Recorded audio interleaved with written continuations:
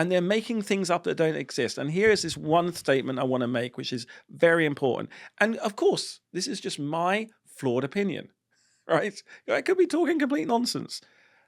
But I think that intelligence, then consciousness comes in, and consciousness evolves very slowly. And it appears that consciousness, at the same time, language and consciousness kind of evolve together, because you have to be able to label things, right, and describe to other people, because it almost like you had instinct, initial consciousness, a bit of problem solving, then language, and language then kicked your consciousness up another level. And you're talking about humans, right? Humans now, but I think all animals do it to some degree, right? It's just that we're able to communicate one another, and we've got tool making skills. And then suddenly we have origin of life, instinct, consciousness, abstraction, and the ability to kind of to be intelligent, right? So for me, they're all connected together on one lineage, right?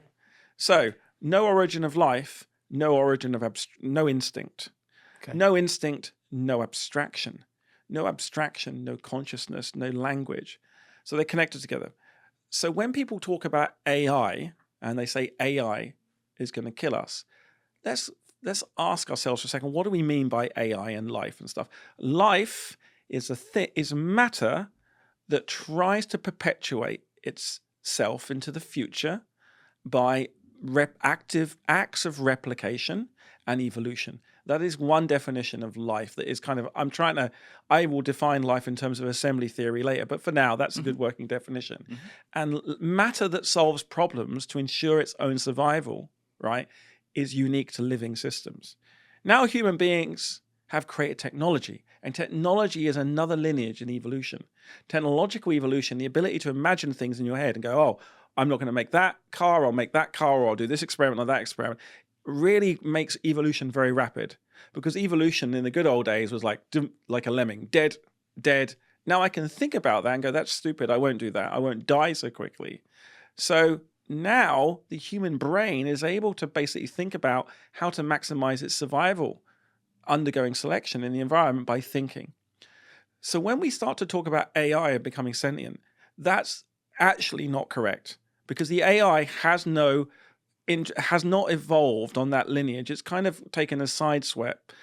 AIs cannot exist without humans. This is where the AI doomers are just making stuff up. AI as a technology is dangerous, sure, in the same way that nuclear weapons are a dangerous technology. Yes. Nuclear weapons, we could choose to detonate them.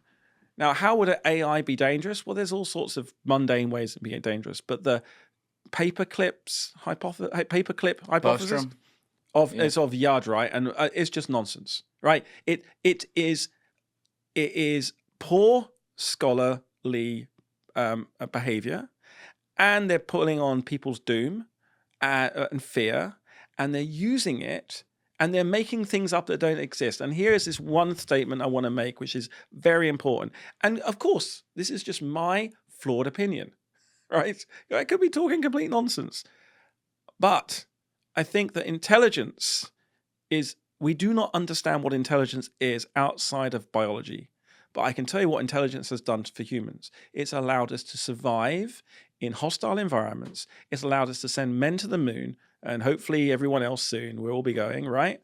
And intelligence allows us to be fitter in our environment and build technologies to keep us warm when it's cold, get us food when food is scarce. And so because we are not defining intelligence in a rigorous way, it is now possible for us to then kind of bastardize that and use it to manipulate people into being scared. So they're the AI doomers, right? AI doom is nonsense because it's not correctly defined. Because you think that original chain that you talked about hasn't happened with AI, and therefore you can't have... Well, humans are in the loop. Like, where does the agency come from? What they're saying is that AI can think. That is nonsense. AI does not think, because AI itself does not have an imperative to survive. It doesn't have 4 billion years of evolution programmed into it. It doesn't have the instinct. It doesn't want to fight. It doesn't want to fuck. It doesn't want to eat. It has none of those things built in. AI is a product of our technological evolution. And of course, with us, integrated with us, it wants to fight, fuck, and eat. but not on its own. Not on its own, but we build it, and then potentially it wants those things because we build it and gets out of control. I don't want to make it too simple and make it like Ex Machina, but the mechanism for that is it's just made up. So I've used this term before. I can make up a term, say I'm really scared of AG. AG is going to kill us all. What's AG? It's like anti-gravity. It's like, I wake up one day and suddenly anti-gravity occurs and I float away and there's no air and I die. Okay. Please tell me the mechanism for anti-gravity. Oh, no, I'm just going to use the phrase. So the problem with the AI doomers is they are not able to make a reasoned hypothesis that is grounded in experimental and conceptual framework. They keep basically making stuff up. There is no mechanism to get there. There's a mechanism for nuclear disaster. We build a nuclear weapon. We hit the button. And it goes. People need to sketch out the scenarios rigorously. And this is where I think that the AI doomers all fall down. And I don't want to elaborate that because, of course, AI can be used to do bad things with humans in the loop. But like, what can you define what that would look like from your worldview? Yeah, I mean, like right now, right? We use AI to generate false videos and people. Yeah, and we create hysteria, or we use it to control people. So the thing is, it's not clear to me. The problem is people think solving intelligence is basically about solving a inference problem. And intelligence is so much more than that. Intelligence is about how does matter survive. And I'll tell you something that's super interesting.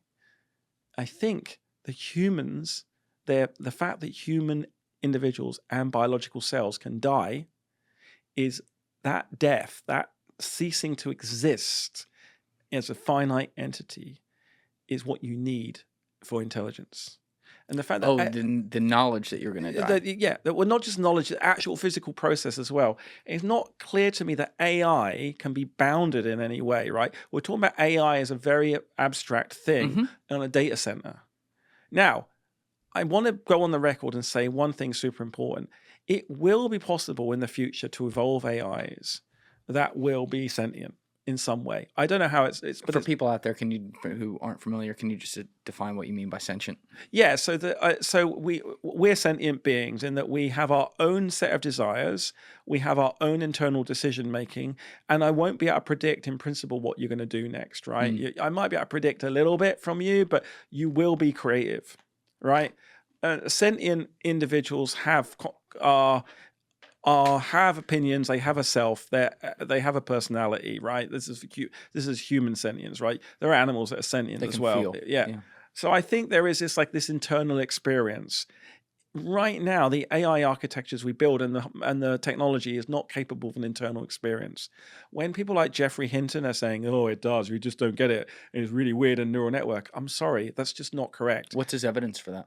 It doesn't have any. He's using anthropomorphism. It's like is projecting his own personality in there. Let me again go back to this. Where does our internal agency come from? It comes from 4.2 billion years of evolution. The fact that we're facing death all the time. The fact that with countless of our our countless potential other entities have been selected out of existence. You're the winner. You are the current winner. Yeah. My kids are the next winners. And so I think that the agency comes from survival, an evolution-built agency. Now something interesting has happened. Technology is a result of evolution indirectly, but it is not because human beings build language as an abstraction. But it's not evolution itself. Exactly. Yeah. And I think that is the problem, right? What I want to get to. And I'm sorry I've been really inarticulate, but I'm getting there. No, this is good. Keep going. I think it's like, and so I think, and I'm not saying we should dismiss the doomers. That's not right. But there's this weird argument going, what's the percentage chance of doom? And I'm like, well, that's like such an ill-posed question. Like, why don't we instead think about what intelligence is and why we've misunderstood it? Because right now, AI has got it's like the new religion, right?